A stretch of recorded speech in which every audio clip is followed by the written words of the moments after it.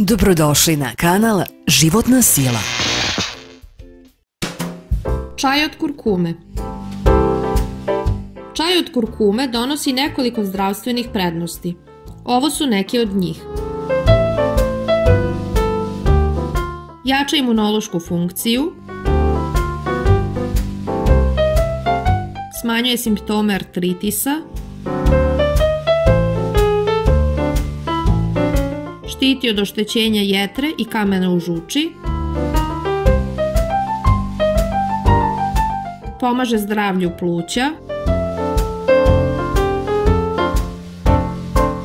pomaže u smanjenju kardiovaskularnih komplikacija, pomaže u prevenciji dijabetesa,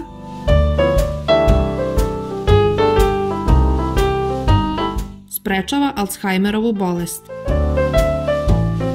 Koraci koje treba slediti za pravljenje čaja od kurkume su sledeći. Prokuvajte 2 šolje vode, dodajte 1 kašičicu mlevene, rendane ili kurkume u prahu. Ostavite da smeša kuva oko 10 minuta, procedite čaj u posudu i ostavite da se malo ohladi. Pijte dok je prijatno topao. Ne zaboravite da kliknete na like i subscribe.